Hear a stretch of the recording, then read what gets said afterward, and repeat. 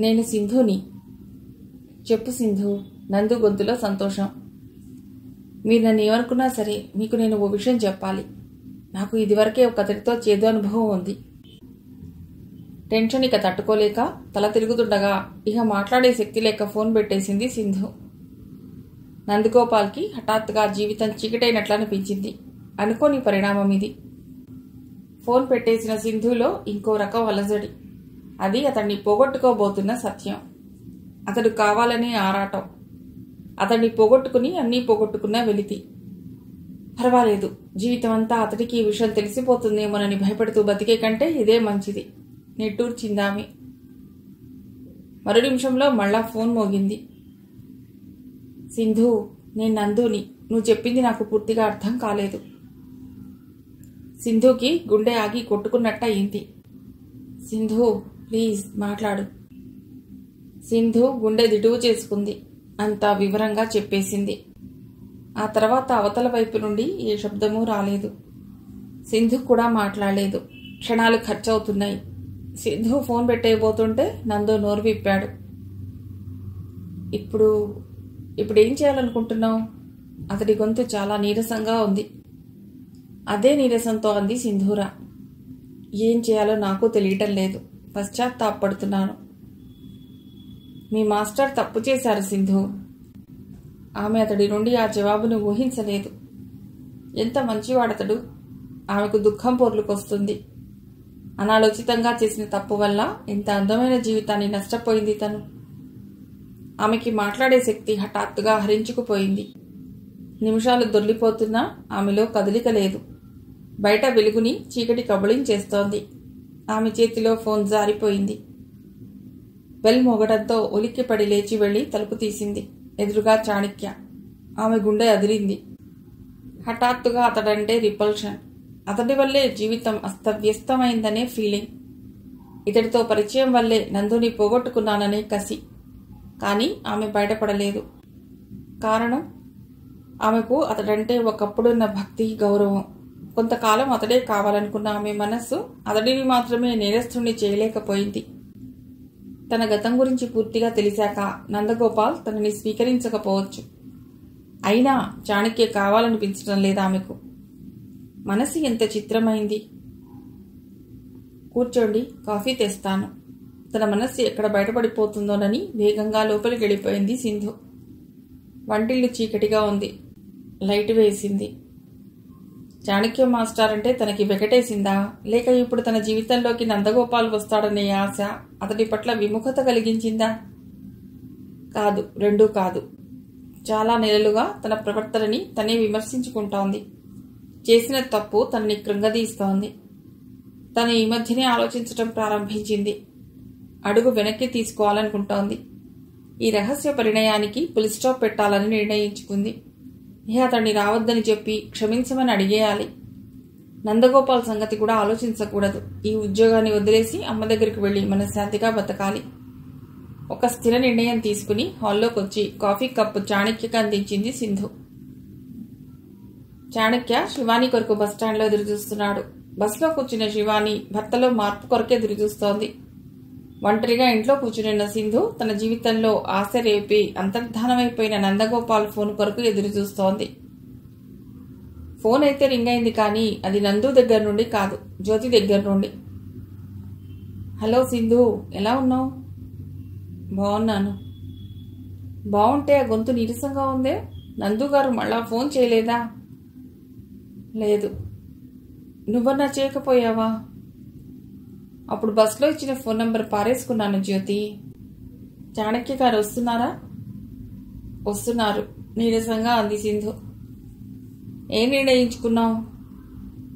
ఏముంది నిర్ణయించుకోవటానికి, ఏదో ఇలా జరిగిపోతే చాలు.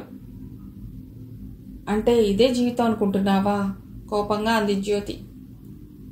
తెలీదు. సింధు, నేను చెప్పనా, ఇది జీవితం కాదు. ఈరోజు నందు కాదన్నాడని దిగులు పడుతున్నావు చూడు. అలాంటి జీవితం నీకు కావాలి. నందు కాకపోతే మరో చందు వస్తాడు. మొదట చాణక్య గారిని రావద్దని చెప్పు. ఆ తర్వాత నీ జీవితానికి ఒక దారి కనబడుతుంది. అలాగే, చాలా కాలంగా రావద్దని చెప్పాలని అనుకుంటూనే ఉన్నాను నేను. కానీ ధైర్యం చాలటం లేదు. సారీ, ధైర్యం చాలటం లేదు కాదు, మొహం చెల్లటం లేదు. సరే నేను చెప్పనా? ఓదార్పుగా అడుగుతున్న జ్యోతి సింధుకి కొంత ధైర్యాన్ని ఇచ్చింది.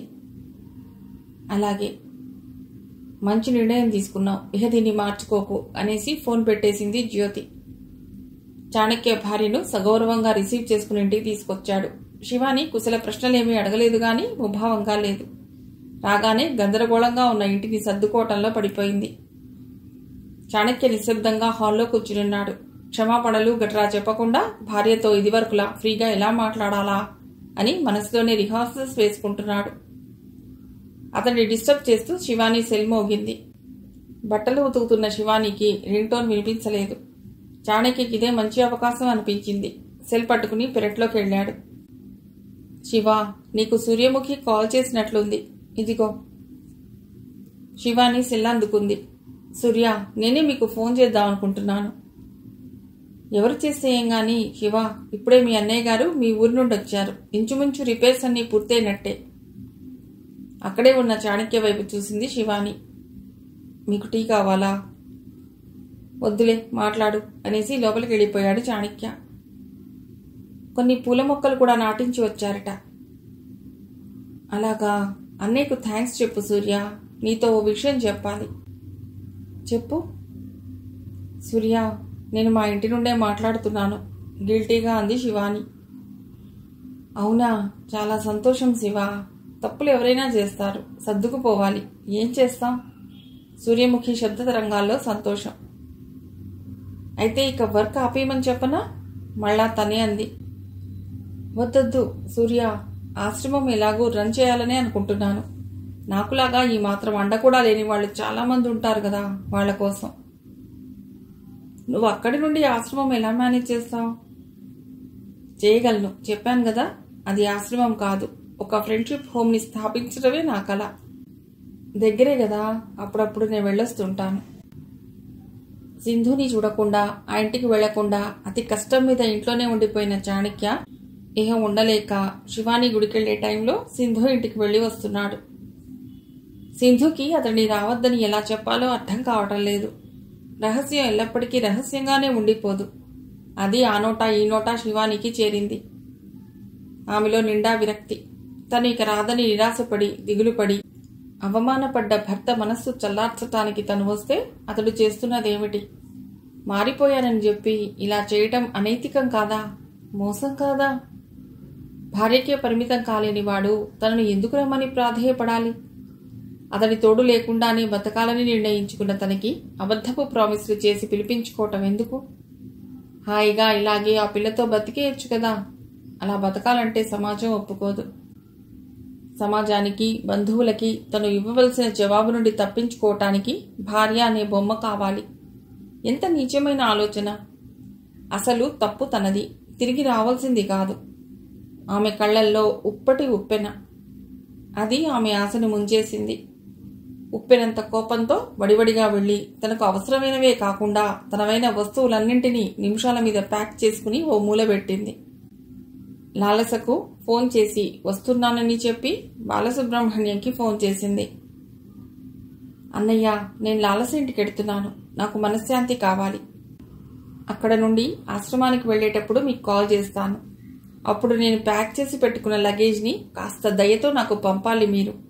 మీరు ఆపడానికి ప్రయత్నించే ఉద్దేశంతో రావద్దు. మీరు వచ్చేసరికే నేను వెళ్ళిపోయి ఉంటాను.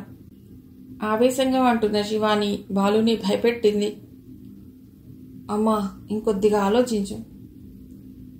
లేదన్నయ్యా, నాకు జీవితం ఇక ఎంతో కాలం లేదు. ఉన్న జీవితాన్ని సంతోషంగా గడపాలనుకుంటున్నాను.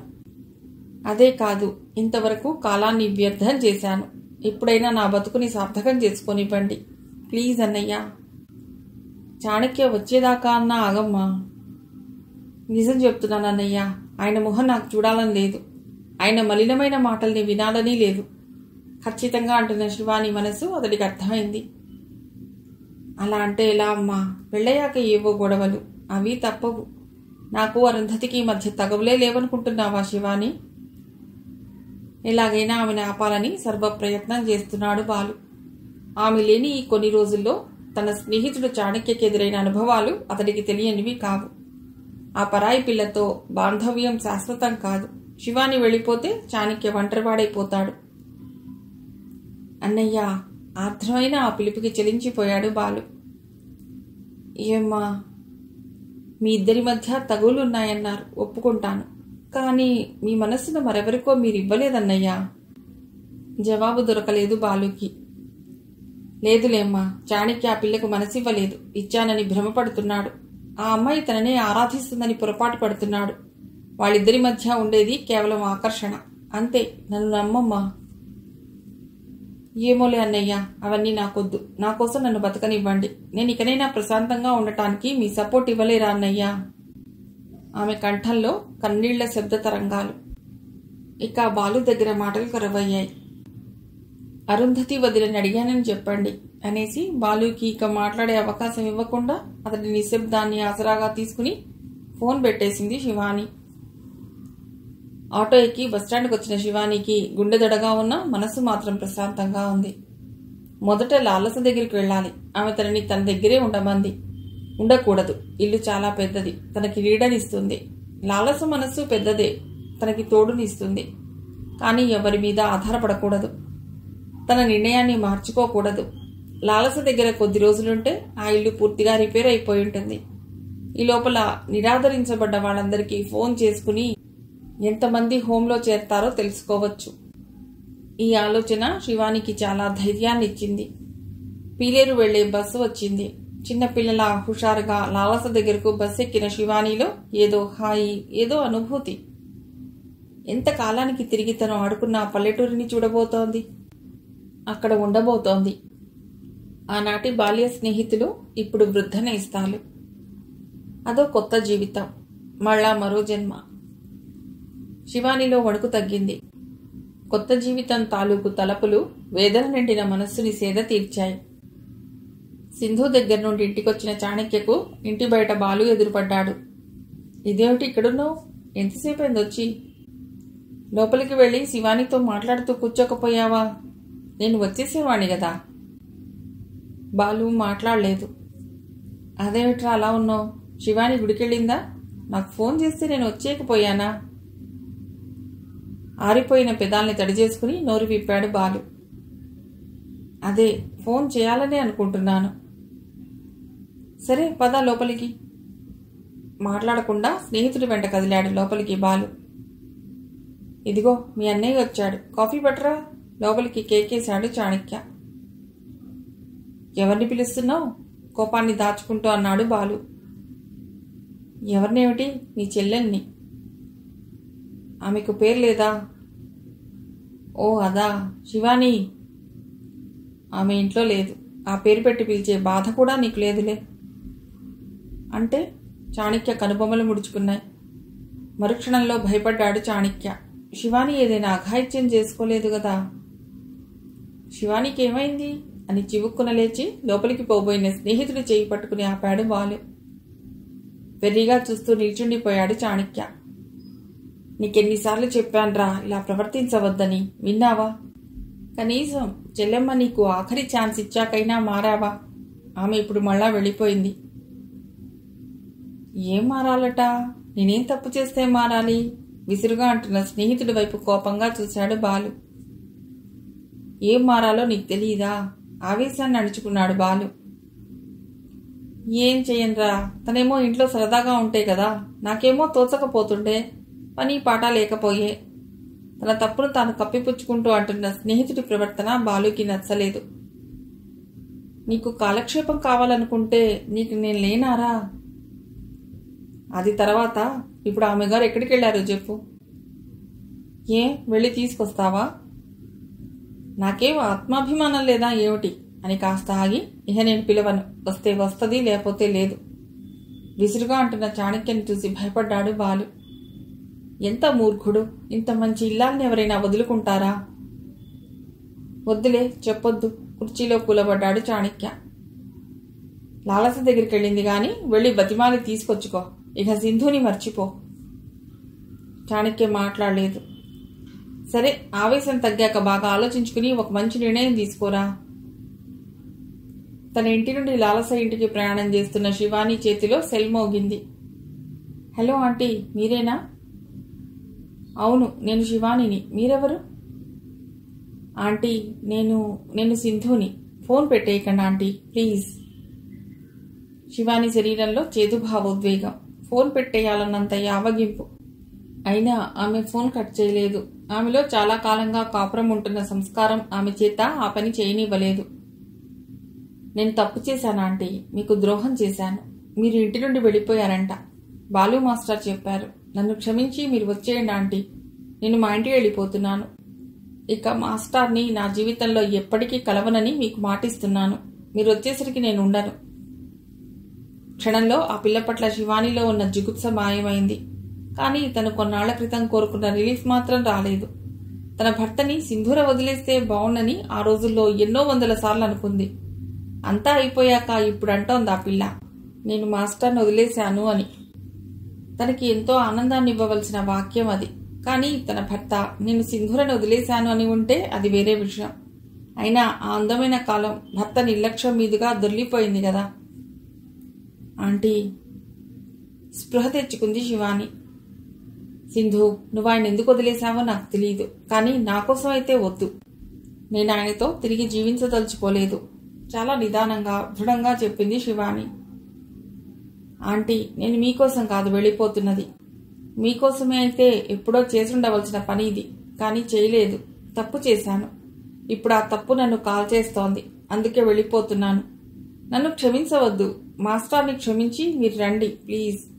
నేను ఈ పశ్చాత్తాపాన్ని భరించలేకుండా ఉన్నాను. మీరు వచ్చేస్తే నా మనసు కాస్త చల్లబడుతుంది. నవ్వుకుంది శివాని. ఈ తరం ఎంత స్వార్థ చింతనతో ఉన్నారు. ఇప్పుడు కూడా ఆ పిల్ల తన గురించి ఆలోచించుకునే పెడుతోంది. సింధు, నువ్వు వెళ్ళిపో. ఇకనైనా సుఖంగా ఉంటాను అని శివాని ఫోన్ కట్ చేసింది. ఆంటీ చెప్పేదాకా తనకి చీకటి బతుకు సుఖంగా లేదని ఎందుకు అర్థం కానట్టు నిట్టూర్చింది సింధు. సున్నంతో అలంకరించుకున్న ఒక పాత బంగళాలో ఆరుబయట ఈజీ చైర్లో కూర్చున్న శివాని ఆకాశం వైపు చూస్తోంది. విరగబూసిన వెన్నెల చాలా కాలం తర్వాత మనస్సుని ఆహ్లాదపరుస్తోంది. ఆ వెన్నెల్లో ఆడుకోవాలనిపిస్తోంది. ఈ మధ్యనే సంతోషంతో మనసు తడవడం అంటే ఏమిటో అర్థమవుతోంది. 24 గంటలు ఆలోచనలో మగ్గిపోవటం జీవితం కాదు. అది మరణంతో సమానం. జీవించడం అంటే ఇది. క్రియేటివిటీ, ఏదో చేశామన్న తృప్తి. ఇది ఇంతకాలం తెలియదు తనకి. భర్త తనని నిశ్శబ్దంగా తృణీకరించినప్పుడు ఈ ఆలోచన తనకెందుకు రాలేదు? తనకే ఏమిటి, ఎవరికీ రాదు. అడ్జస్ట్మెంట్, సమాజం మెచ్చుకునే అడ్జస్ట్మెంట్. సర్దుకోవటం అనేది ఎంత మంచిదో అంత చెడ్డది కూడా. ఎప్పుడు ఏది చేయాలో అది చేయాలి. ఎప్పుడు సర్దుకుంటే విలువే లేదు. అవసరమైనప్పుడు కాస్త ధిక్కారంగా ఉండాలని తన జీవితం తనకి నేర్పింది. ఇంతదాకా నడిపింది. ఇల్లు వదిలొచ్చాక ఏదీ దారి అని ప్రశ్న మొలవకుండా ఇలాంటి హోమ్స్ ఎన్నో మొలుస్తూనే ఉండాలి వృద్ధుల కోసం. ఎవరికైనా సంసారాన్ని, బాధ్యతల్ని వదులుకొని రావాలని ఉండదు. తప్పని పరిస్థితుల్లో వచ్చినప్పుడు అమ్మలా ఆదరించే ఇలాంటి వడి ఊరికొకటి ఉండాలి. అప్పుడు ఎవ్వరూ ఎవరిని తరమరు. సింహాసనం మీద ఒకరు, కాళ్ళ దగ్గర ఒకరు కూర్చోవలసిన అవసరం లేదు. జీవితపు ఆఖరి పేజీల్లో కూడా జీవన శైలి బాగుంటుంది. కన్ను మూసే రోజు అసంతృప్తి ఉండదు. అన్నీ ఆలోచించే ఈ హోమ్ని స్థాపించింది తను. ఇంతకాలం సూర్యతో, లావణ్యతో తప్ప మిగతా ప్రపంచమంతటితో సంబంధాన్ని కట్ చేసుకుంది తను. ఇప్పుడు ఇన్నాళ్లకి ఈ వెన్నెల్లో కూర్చున్నప్పుడు అందరూ గుర్తొస్తున్నారు. అందరూ తనని అభిమానించి ఆదరించి చూసిన వాళ్లే. అలాంటి వాళ్ళని ఇంతకాలం ఎలా గుర్తు చేసుకోకుండా ఉండిపోయినట్లు తను? ఇది ఒక కొత్త అధ్యాయం, ఒక కొత్త లక్ష్యం. దీంట్లో పడితే మాత్రం అందర్నీ మర్చిపోవాలా? శివాని లేచి లోపలికెళ్లి కాగితం పెట్టి తెచ్చుకుని మొదటి ఉత్తరం రవళికి రాయడం ప్రారంభించింది. రవళి, నాకు తెలుసు ఈ ఉత్తరం నిన్ను చాలా ఆశ్చర్యంలో ముంచెత్తుతుంది. నిన్ను ఆశ్చర్యపరచాలనో, నీ దగ్గర నా రహస్యాలు దాచిపెట్టాలనో నేను ఇంతకాలం మౌనం వహించలేదు. ఎప్పుడూ నా కష్టాలు నీకు చెప్పుకునే నేను ఈసారి నా నిర్ణయం నువ్వు తప్పుపడతావని భయపడి ఇహ ఎవ్వరినీ ఎదుర్కొనే శక్తి లేక నీ దగ్గర చాలా పెద్ద విషయమే దాచాను. రవళి, నీకంతా తెలుసు. ఇవన్నీ మర్చిపోలేకపోయాను. నన్ను నేను జోకొట్టుకోలేకపోయాను. నా మేలు కోరేవాళ్లు నన్ను సర్దుకుపోమన్నారు. ఆయన్ని క్షమించమన్నారు. వాళ్ళు నా మేలు కోరి చెప్పారు గాని నలిగిన నా మనస్సు ఎదురు తిరిగింది. దాన్ని మార్చటం నా వల్ల కాలేదు. దాంతో ఆయన్ని విడిచొచ్చేశాను. ఆయన లేకుండా బతకగలననే నమ్మకంతో నిర్ణయమైతే తీసుకున్నాను గాని తర్వాత ఎలా బతకాలా అని చాలా భయపడ్డాను. ఆలోచించాను. రాత్రిళ్ళు పగుళ్ళు ఆలోచించాను. నా కొడుకు ఒకసారి ఫోన్లో అమెరికాలో ఉండే ఓల్డేజ్ హాస్పిటల్స్ గురించి చెప్పి నన్ను అటువంటి వాటిలో చేరమన్నాడు. అప్పుడు నేను చాలా బాధపడ్డాను. కానీ వాడి మాటలే నాకు ఇప్పుడు దారి చూపాయి. జీవితం ఒక్కరి చుట్టూనే అల్లుకుపోకూడదు. వాళ్ళు కాదన్న రోజున మనకి జీవితం శూన్యమైపోతుంది. అందుకే నీ జీవితాన్ని నువ్వు నిర్మించుకో మమ్మీ అన్నాడు నీరజ్. వాడు అనాలోచితంగా అన్న ఆ మాటలే నాకు ఆత్మస్థైర్యాన్ని ఇచ్చాయి. నువ్వు నమ్ముతావా రవళి, నేను ఇప్పుడు వృద్ధుల కోసం ఒక హోమ్ని ప్రారంభించాను. ఇప్పటికీ 26 మంది చేరారు. అందరం ఫ్రెండ్లీగా ఓ ఉమ్మడి కుటుంబంలా ఉన్నాం. ఇక్కడ మా కాంక్షలు లేవు, నిషిద్ధాలు లేవు, ఎవరేమనుకుంటున్నారోననే భయాలు లేవు. వృద్ధాప్యంలో మంచాన పడ్డాక కోడళ్లు మనల్ని చూడరేమోనన్న శంకతో క్షణక్షణం బానిసత్వం చేయనక్కర్లేదు. ఎందుకంటే పాఠశాల లాంటి ఈ హోంలో కళ్ళు మూసుకుని కాటికి వెళ్లేవాళ్లు, జీవితం అయిపోయే దశలో కళ్ళు తెరుచుకుని ఇక్కడ చేరేవాళ్లు. అదో నిరంతర ప్రవాహం. రవళి, మొదట్లో ఈ హోంని నడపగలనో లేదోనని భయపడ్డాను గాని ఇప్పుడు ఆ భయం లేదు.